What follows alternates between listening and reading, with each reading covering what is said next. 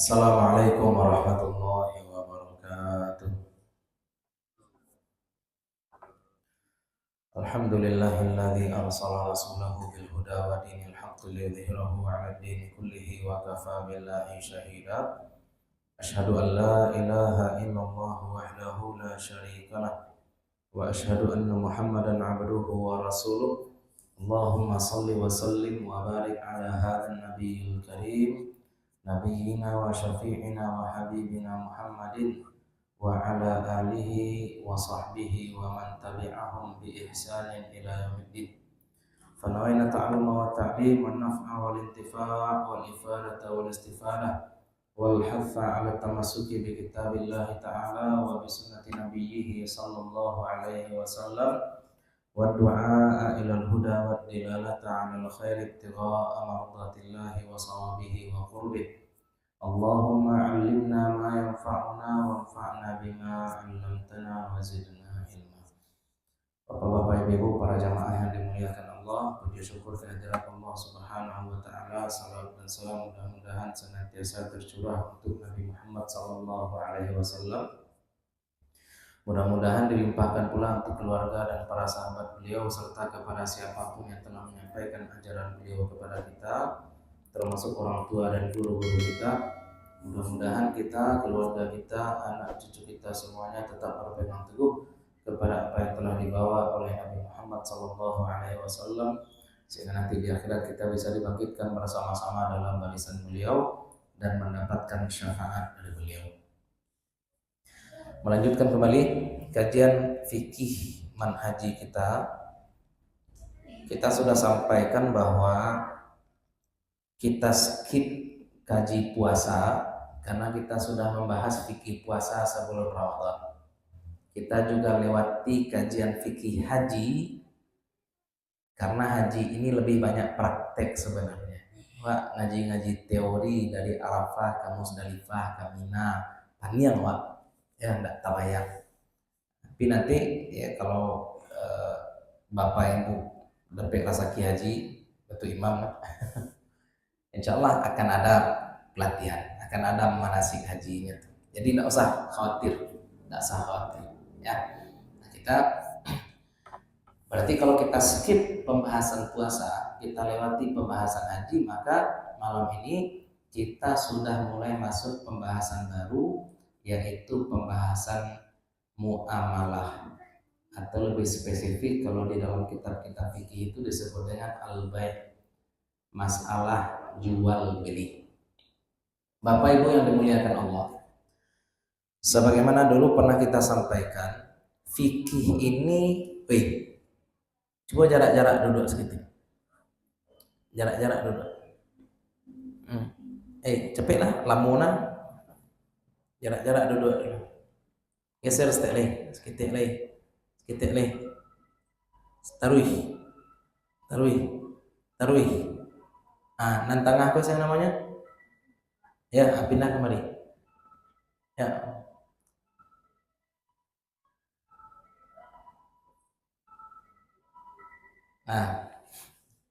Ya, tabiat anak-anakku memang ibu balik.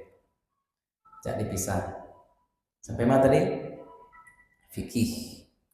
Jadi fikih ini mengatur halal haram perbuatan. Ya, apa yang wajib kita lakukan, apa yang tidak boleh kita lakukan. Ada kalanya perbuatan itu merupakan hak Allah. Hak Allah terhadap kita. Ada kalanya perbuatan itu berkaitan, ya, mengatur hubungan antara satu manusia dengan manusia lain. Kan pemetaan fikih seperti itu dulu, ya.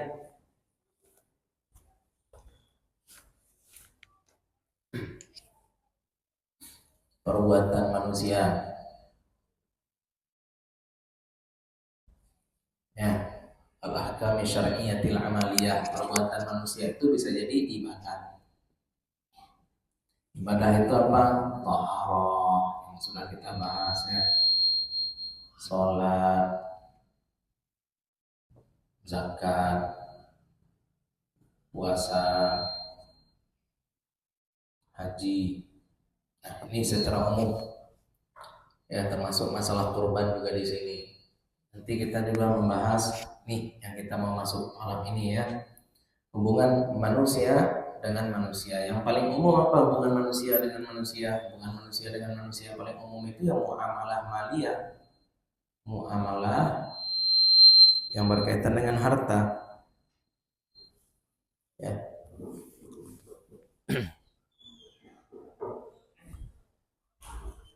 Samantha bu yun mandangyang siko. Tadang nga bu? Iya. Ini muamalah harta. Muamalah yang berkaitan dengan harta. Di sini bisa kita bahas jual beli, sewa, pinjam, gadai, dan lain-lain. Termasuk nanti kita juga akan bahas masalah investasi, masalah riba, terutama juga nih di sini nih masalah jual beli, apa perbedaan jual beli dengan riba, bagaimana cara meminjam tanpa riba, bagaimana gadai ini kapan jatuh pada riba, kapan tidak jatuh pada riba. Nah, ini nanti kita bahas dalam masalah muamalah harta. Nah, di antara hubungan manusia dengan manusia juga ada nikah. Nah, itu fikih nikah tuh. Nikah tuh apa syarat suami, apa syarat wali, ya. Apakah talak kalau pakai WA itu sah atau tidak? Ya, pakai WA saja nyawa mengecek talak kepada istrinya itu sah atau tidak? Akad nikah pakai video call sah atau tidak? Bininya di kampung, lakinya di Jakarta, akad nikahnya pakai video call. Caranya cara video call.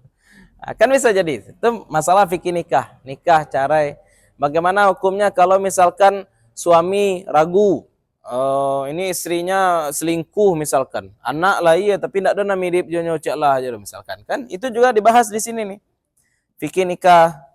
Nah, nanti juga kita akan bahas masalah kalau sudah nikah kita bahas namanya jinayah. Jinayah itu apa? Perbuatan kriminal. Ditinjunya gigi awak, tangga gigi awak. Apa hukuman untuk orang nama ninju gigi kok? Nah, itu dibahas. Orang minum tua, apa hukumannya orang minum tua? Nah, ini dibahas di sini nih. Jinayah. Juga dengan hudud. Ya, jinayah dan hudud. Orang minum tua gimana? Ini hati-hati ya. Menuduh orang lain berzina, bukan cuma berzina. Menuduh orang lain berzina juga kena had, juga kena cambuk. Berapa kali cambuknya? 80 kali. Punya hati-hati kau anak-anak. Lah, seakrab-akrab dengan kawan, jangan sekali-kali panggil kawan awak anak haram. Jalih itu. Ya bu ya. Karena memanggil orang anak haram berarti kita menuduh ibunya. Nah, pokoknya orang memanggil orang lain anak haram tuh dicambuk tuh 80 kali. Hati-hati. Ya. Kalau tidak dicambuk negara awak kan tidak ada dicambuk dosa ya, tapi berdosa tetap dosa besar tuh ya, nuduh orang lain berzina. Nanti kita juga akan bahas masalah jihad. Ya, jihad itu sebenarnya bagaimana hukumnya, Ustadz? Misalkan di Payakumbuh ini ada orang Nasrani, apakah ketika kita memerangi orang-orang Nasrani yang ada di Payakumbuh ini kita dianggap berjihad atau tidak? Kapan kita boleh melakukan negosiasi dengan orang-orang kafir, Ustadz? Muamalahnya bagaimana dengan orang-orang kafir? Kalau orang-orang kafir ini menyerah dalam peperangan, apa yang dilakukan? Itu dibahas dalam jihad. Nanti di ujung pembahasan fikih, ya, pembahasan fikih di ujungnya kita akan membahas tentang bab memerdekakan budak. Merdekakan budak. Kalau dalam bahasa Arab disebut dengan bab al-itqu. Al-itqu, memerdekakan budak. Karena spirit Islam itu bukan memperbudak manusia. Pembahasan terakhir nanti ya. Islam datang, perbudakan sudah ada. Ya Bu, Islam datang, perbudakan sudah ada. Jadi jangan dianggap gara-gara Islam makanya ada perbudakan. Itu salah. Islam datang, perbudakan juga ada. Kalau di Minang ada perbudakan enggak? Ada orang bertanya gambo dari Taram, orang Taram. Bertanya gambo. Ternyata di Taram itu ada istilahnya orang di bawah pinggang. Aduh, ada orang Taram juga. Ya, ada istilah di situ orang di bawah pinggang. Ini bertanya orang di bawah pinggang kok sama aja budak Ustaz. Ambo tanya bahas sejarahnya. Barangkali zaman dahulu orang di bawah pinggang itu memang budak. Zaman dulu boleh jadi orang di bawah pinggang itu budak. Tapi kini enggak. Ustaz kecian Bajara Merapi jebur. Kalau nak nampak di madu dua,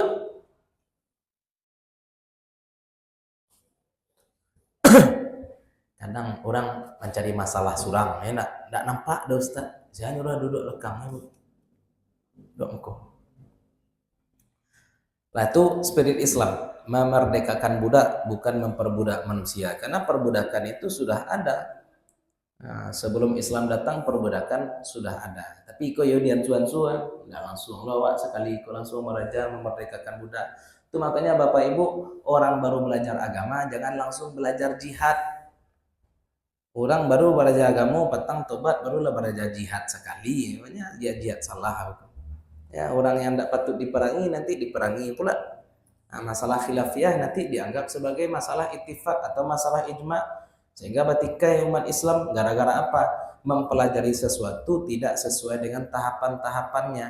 Nah, makanya kita mulai dari ibadah dulu. Kita tuntaskan dulu hak Allah. Kita selesaikan sholat kita, selesaikan zakat kita, selesai puasa. Ya, baru kemudian kita bahas ini yang akan kita bahas malam ini yaitu muamalah harta. Dalam kitab-kitab fikih, pembahasan ini biasa disebut dengan kitabul bai', jual beli. Kenapa? Karena ini adalah akad yang paling umum, jual beli. Konsep dasarnya seperti ini.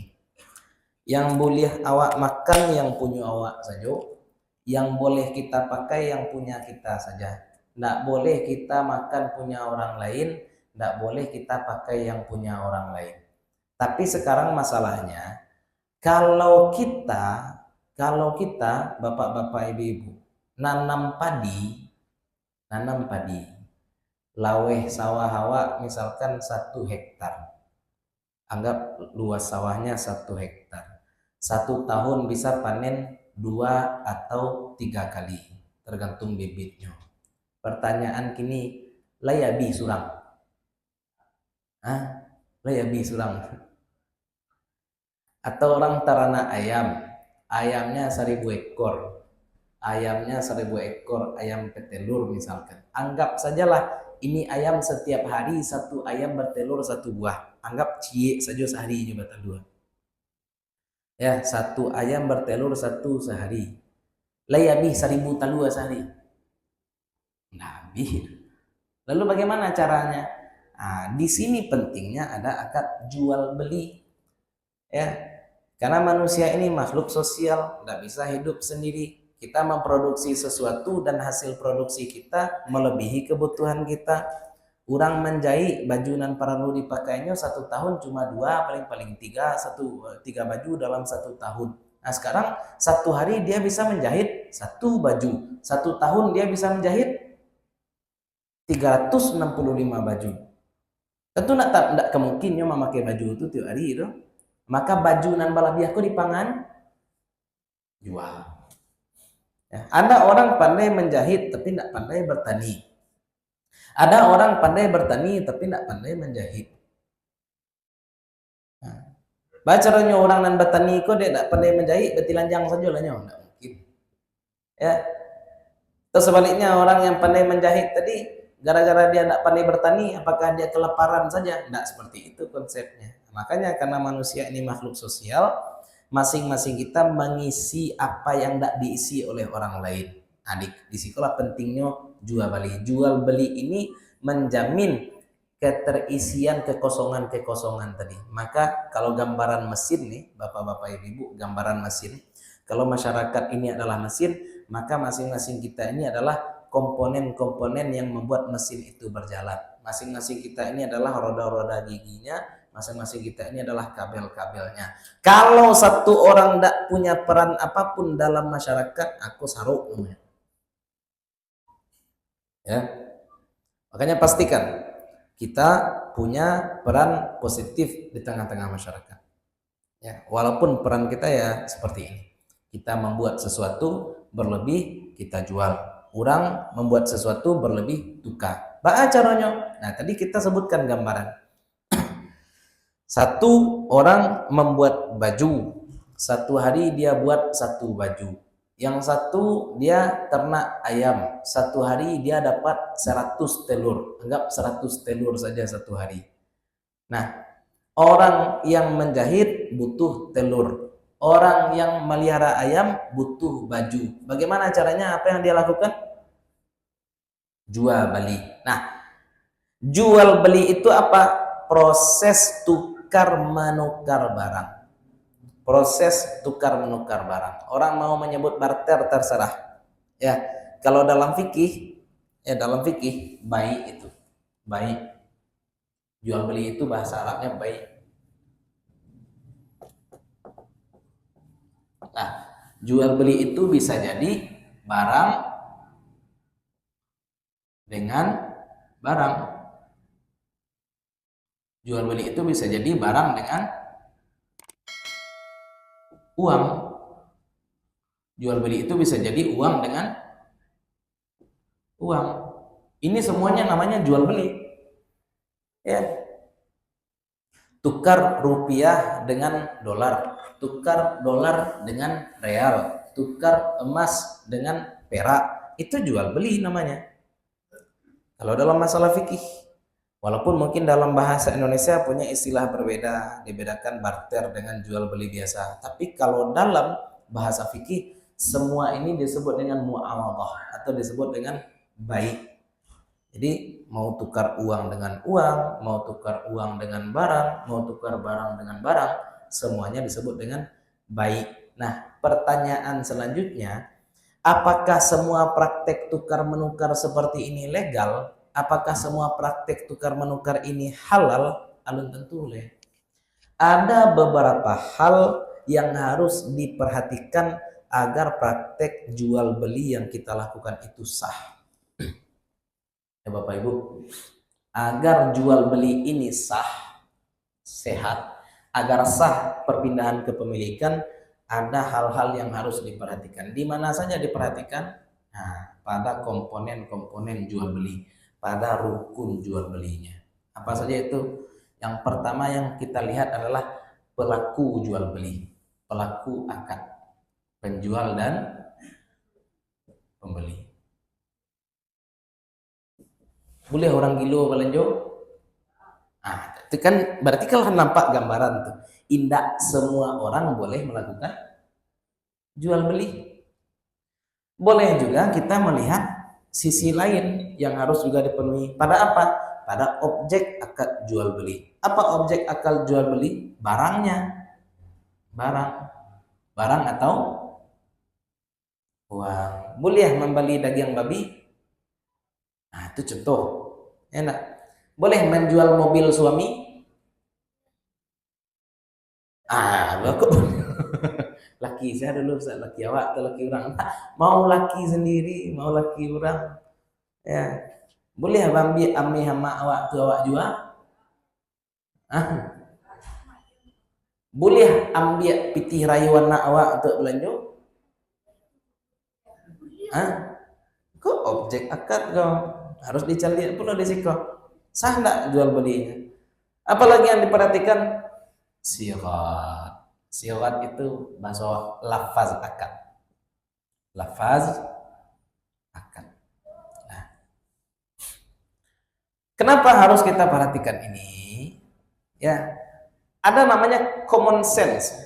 Kadang-kadang kenapa penjual pembeli itu tidak semua orang boleh jadi penjual, tidak semua orang boleh jadi pembeli, itu karena adanya common sense. Bantu tadi orang kilo boleh belanja, kita akan sepakat mengecek tidak. Apa gambaran yang menimbulkan masalah di tengah-tengah masyarakat? Apalagi zaman sekarang, ketika orang-orang sudah melakukan transaksi jual beli itu pakai HP. Ya, apa yang viral-viral ketika COVID? Ini salah satu yang viral ketika COVID. Anak anak kecil pergi ke minimarket, top up, membeli chip untuk main game online. Bara di balinya 500.000. Anak SD atau membeli token ya untuk main game online Berapa dia isi? 500.000. Itu jual belinya sah atau tidak sah? Bapak kalau punya anak, paknya ke konter, diisinya AP-nya 500.000 untuk main game. Anak tuh apa adik ada? Kamu? Yo dia. Yo lah dia. 500.000 kalau dibalian kerupuk berapa tuh tapi? Kan udah itu.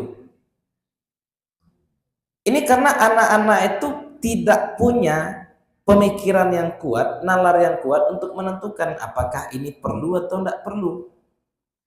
Sama dengan orang gila, termasuk juga dalam pembahasan fikih ada namanya safih, orang yang bodoh jual beli pas Covid, lagi-lagi pas Covid. Ada orang menjual Oreo tapi warna merah. Pak, Oreo Supreme. Oreo tapi Oreo kan hitam biasanya. Ini Oreo warna apa dijualnya? Oreo apa namanya? Lah tahu. Bu, 3 inci Oreo merah ko 500.000. Sianan kamu Bali itu Pak? Hah? Sianan kamu Bali? 2 saja. Yang pertama bisa jadi orang talampau kayo panjangnya kama kadipayan pitih. Yang pertama. Dan kedua, orang bonga gilo 500.000 Oreo tiko. Kan bodoh tuh. Lah, kalau dalam bahasa fikih disebut dengan safih. Makanya ada syarat-syarat yang berkaitan dengan penjual dan pembeli. Ada kalanya berkaitan dengan objek dagang tadi. Objek dagang itu juga harus diperhatikan. Contoh, masalah sekarang. Bolehkah kita menjual Al-Quran kepada orang kafir? Orang kafir, misalkan kita jual Quran, dan datang orang membeli. Yang membeli itu siapa?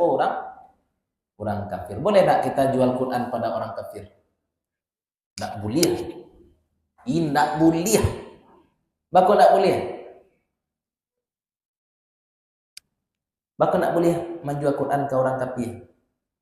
Pertama, secara fisik Al-Quran ini kitab Allah. Kertas yang bertuliskan ayat-ayat Allah itu menjadi kertas mulia, menjadi kertas suci. Tidak boleh asal-asal kaca ada orang.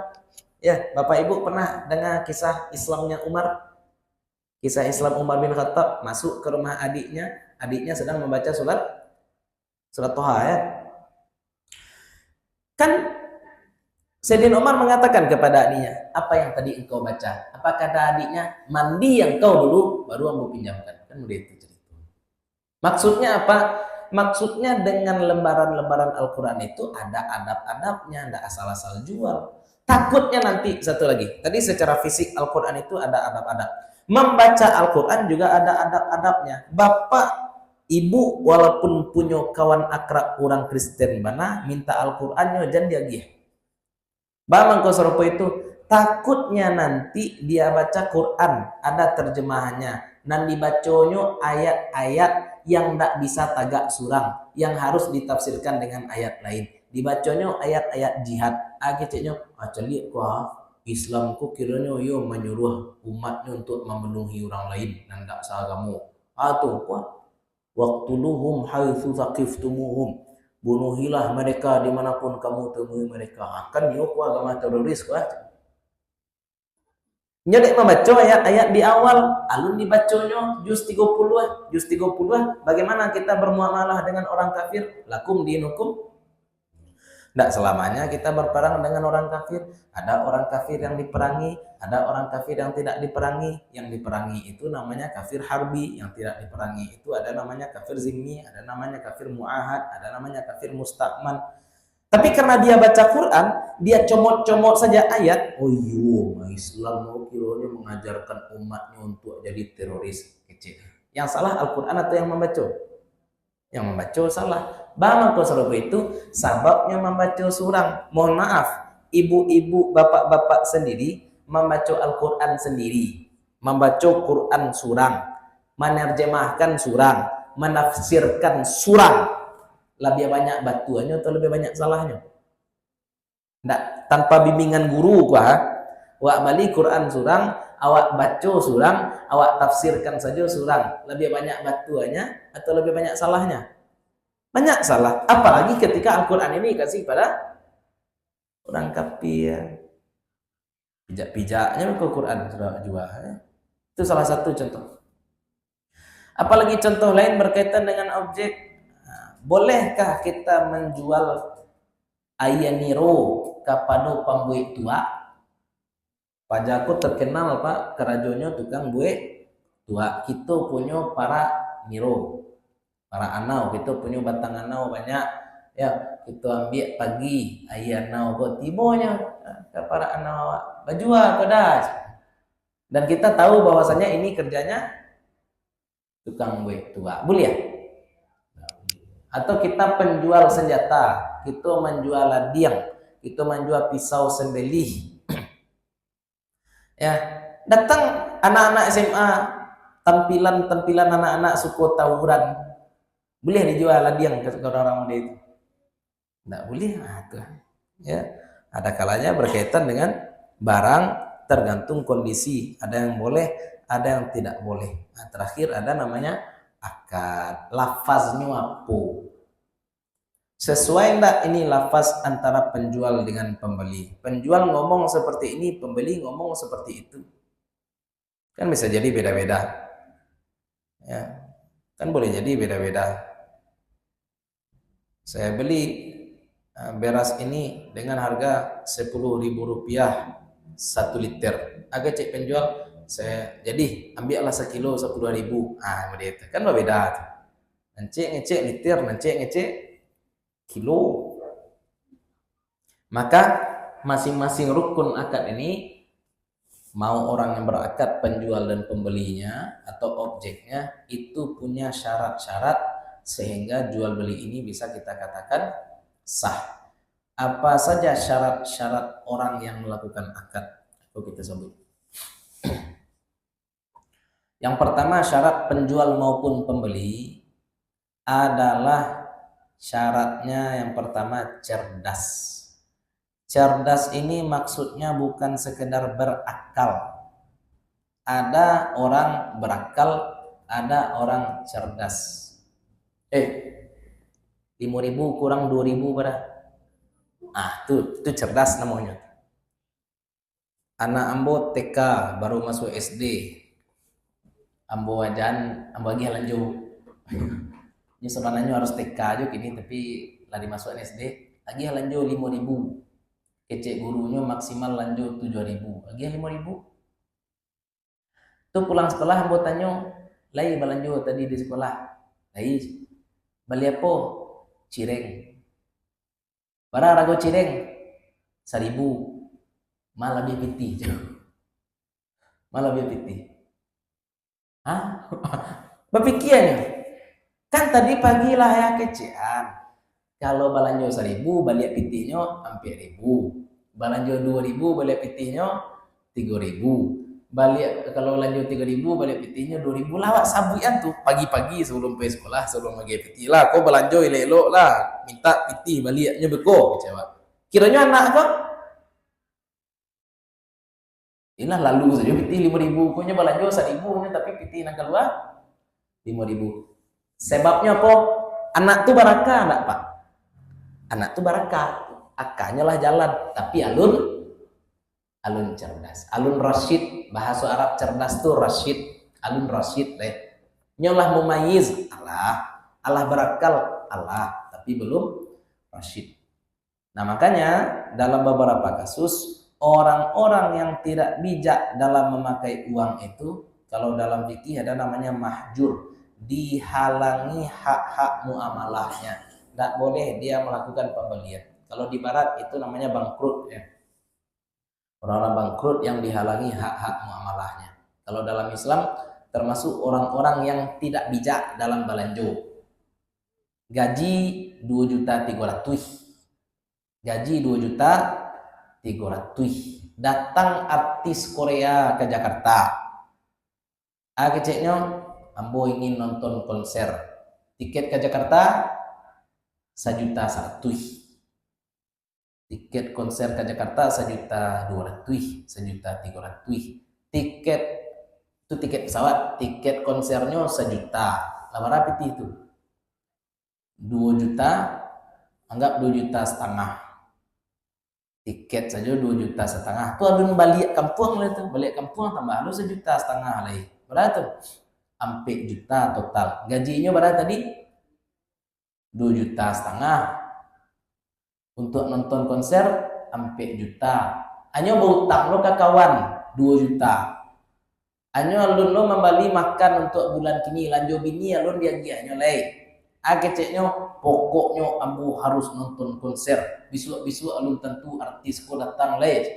Aku ko orang apa namanya tuh? Barakal enggaknya Pak?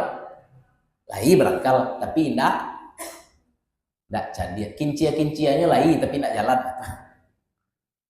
Ya. Orang-orang seperti itu kalau dalam fikih, Bapak Ibu, kalau dalam fikih orang itu enggak boleh melakukan transaksi sendiri, harus ditemani oleh walinya. Makanya syaratnya bukan sekedar berakal, tapi mesti rasyid, ya mesti punya pikiran. Yuk, masalah anak-anak kita itu payah ini ya Bapak Ibu ya. Anak-anak kecil yang barangkali akalnya sudah jalan, tapi belum terlalu cerdas. Ya, kalau tadi kasus anak ambo, kebetulan anak ambo yang rugi, balanjo 1.000, pitih dan bagian 5.000. Kan boleh jadi kasusnya berlain kebalikan. Nya balanjo diambilnya bakwan 5 dibayarnya. Kan boleh jadi gara-gara nya ndak cerdas. Akalnya lah jalan. Nya tahu nya balanjo, tahu nya ambo ko balanjo, ko nanti sudah balanjo aja pitih. Tapi nya ndak pandai berhitung. Dia bakwan 5 bayar 2. Kok bukan nyo jahe ya, dulu orang jahe singajo ya. Ambil 5 bayar 3 lah lo orang dan singajo. Tapi nya ndak singajo, nya memang ndak jahe loh. Nya niatnya memang baik, akan tetapi memang kualitas akalnya ndak sampai. Nah, makanya hati-hati benar kok. Nah, ya. Kalau secara fikih klasik ndak sah. Tapi sebagian ulama, terutama yang kontemporer menyatakan untuk barang-barang yang murah, maka anak-anak kecil tuh boleh jual beli untuk barang-barang yang murah. Kalau barang-barang mahal enggak boleh. Nah, yang punya konter, Bapak Ibu, yang punya konter datang anak SD ke kedai awak, ke konter awak, minta top up game online. Namanya token atau chip untuk main game online. Top up ya. Yo, top up ML. Main ML atau FF?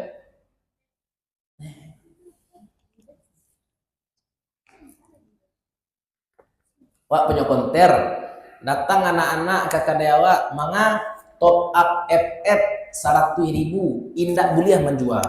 Kalau menjual haram. Telepon namanya dulu. Mana orang maang.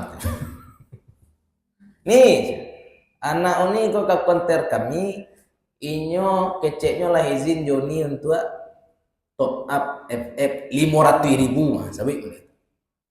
Ya, iyo ini bulihan. Anda sudah apa jatuh pulang capek ini.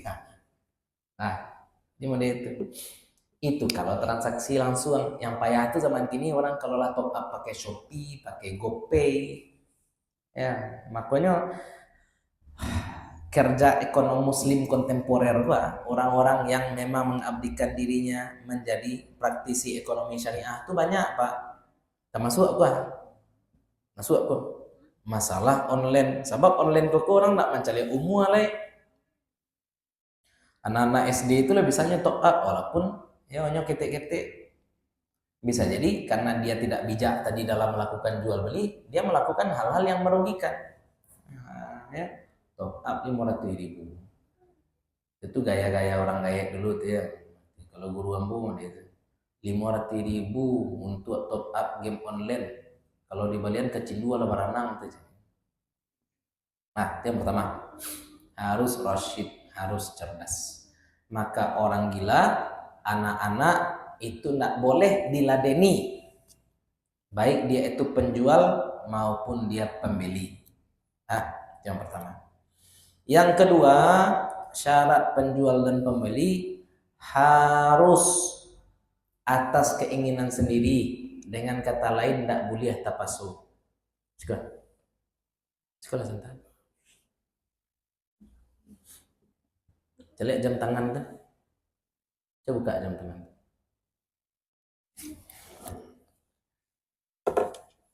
Sak Bali ya? Hah?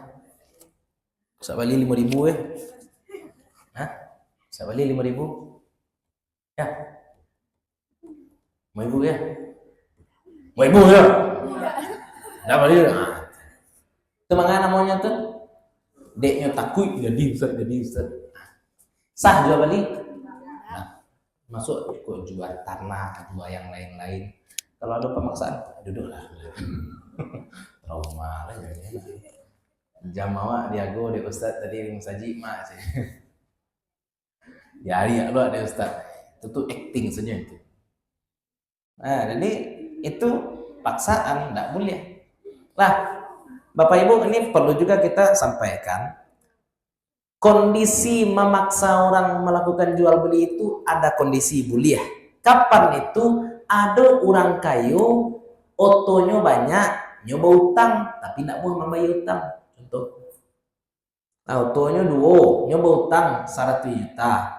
Otonya dua, C Alphard, C Palisade, kan kurang aja tuh. Utang 100 juta. Maka dalam kondisi seperti ini, hakim atau pemerintah boleh memaksa orang ini untuk menjual salah satu mobilnya.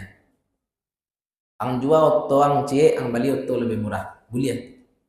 Ustadz, tapi tadi katanya enggak boleh pemaksaan. Ini namanya pemaksaan dengan hak, pemaksaan dengan kebenaran. Itu boleh.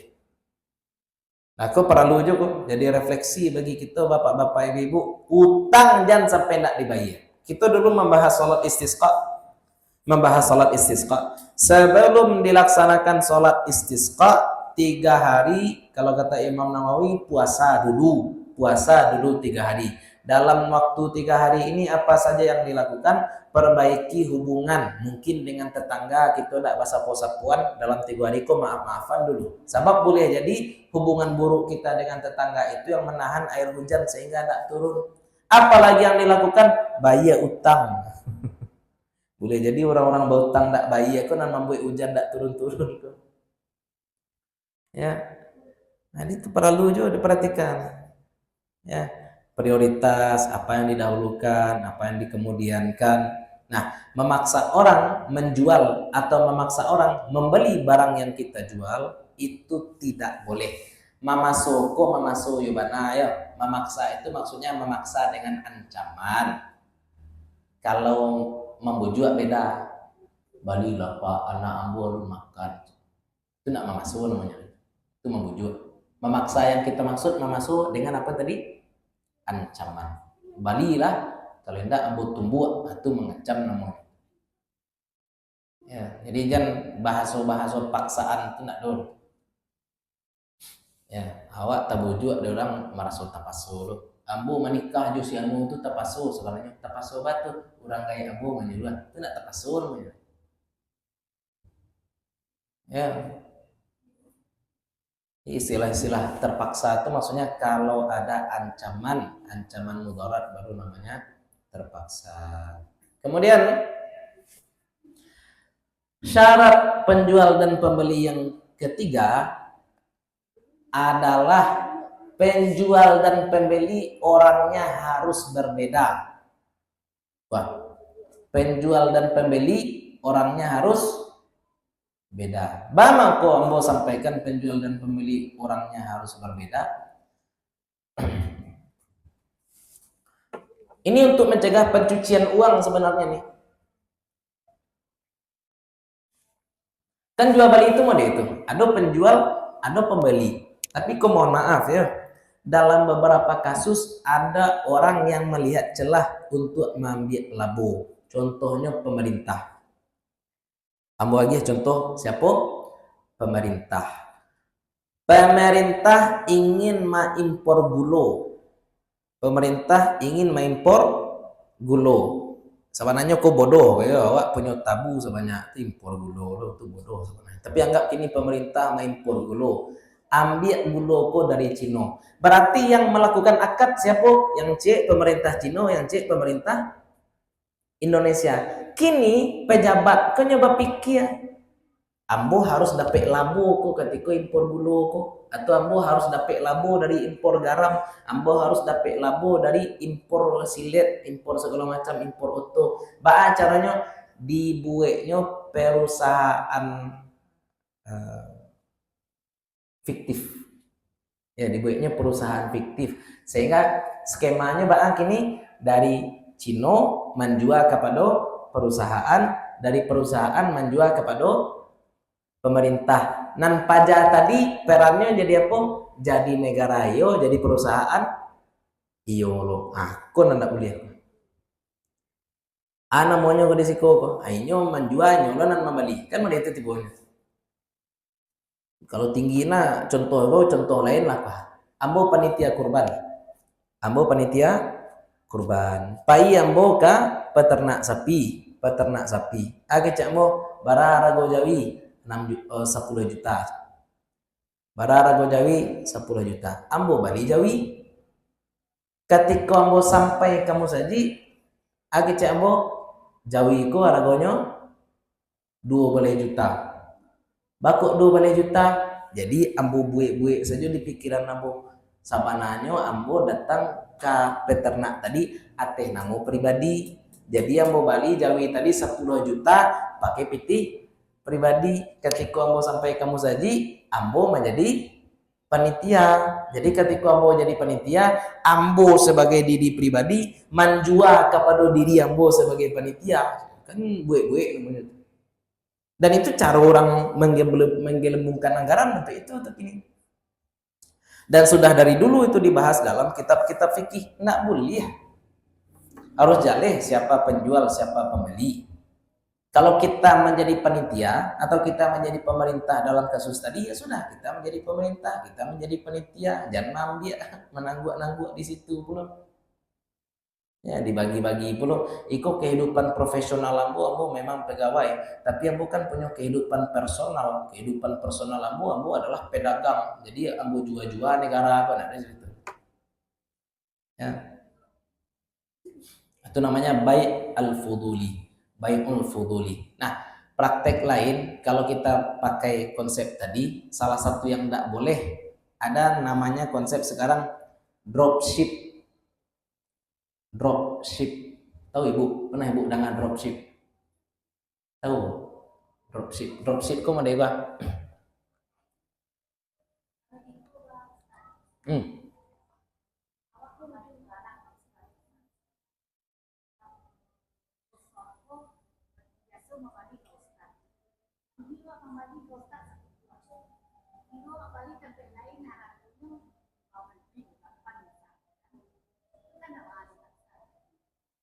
Akunya nanda pak membalikan yang lain boleh, nggak salah.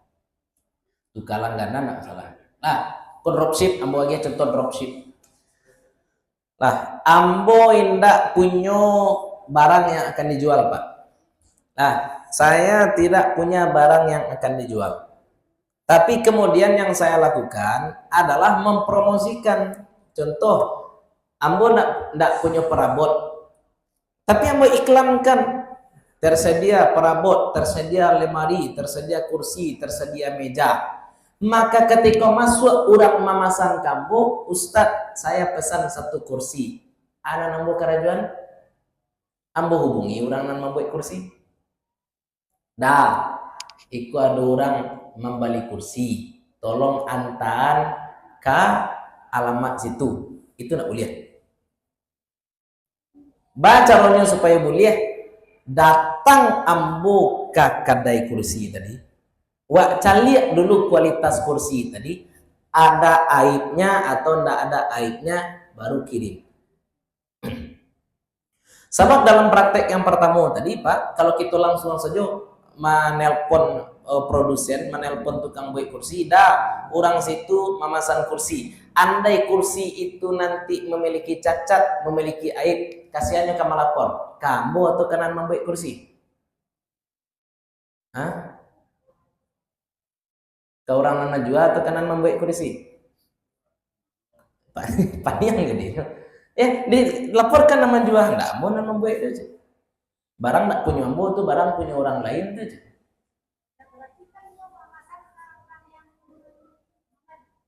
Iyo harusnya kan pada itu tuh makanya awak sebagai penjual harus memastikan kualitas barangku. Jadi awak tak dua alasan tak bonan membuat tak dua alasan pada itu. Nah, itu kasih. Ya, itu skema baik fuduli namanya dalam fikih. Ada ndak boleh, ada caranya supaya boleh. Nah, syarat selanjutnya indak boleh buto. Kok syarat mungkin dalam mazhab lain tidak disyaratkan. Penjual dan pembeli tidak boleh buta. Ya, boleh zaman kini. Para ragonya koda 2000, 100.000 dagingnya pitih kok. Berapa pitih dagingnya? 2000 nya. Ragonya berapa tadi? Makanya untuk orang buta dalam melakukan jual beli harus ditemani, harus dikawani, tidak boleh apalan jual surat. Nah, tapi ada pengecualian. Pengecualian apa? Piko nak lo pengecualian tetap tidak sah, tapi ada caranya supaya sah. Contohnya orang minta-minta tapi tidak mau minta-minta. Jadinya membawa tisu. Nyo orang butuh pak, tapi nyo membawa tisu. Kesannya ini menjual tisunya tidak ingin minta-minta. Sah jual belinya, sebenarnya tidak sah. Tapi dalam konteks seperti itu bisa sah asal namanya bukan jual beli. Jadi kalau ibu-ibu, bapak-bapak nampak orang-orang butuh manggaleh menjual seperti itu, agak pitih tapi niatnya bukan untuk jual beli, tapi niatkan sedekah sah. Ya, sedekah sah. Itu syarat-syarat yang berkaitan dengan orang yang melakukan akad jual beli. Nah, insya Allah pertemuan selanjutnya kita akan bahas tentang barang-barang yang boleh diperjualbelikan dan barang-barang yang tidak boleh diperjualbelikan. Karena pembahasan barang-barang itu pentingnya kan. Boleh tidak jual beli najis Ustaz? Di kampung kami orang membeli ciri ayam untuk pupuk, apa hukumnya? Itu insya Allah kita akan bahas pada pertemuan berikut. Nah, untuk malam ini kita cukupkan sampai di sini. Mohon maaf kalau ada yang salah, ada yang kurang, ada sesuatu yang tidak kami letakkan pada tempatnya. Semoga sebagaimana Allah kumpulkan kita di sini, Allah kumpulkan pula kita nanti bersama-sama dengan Rasulullah SAW. Assalamualaikum warahmatullahi wabarakatuh.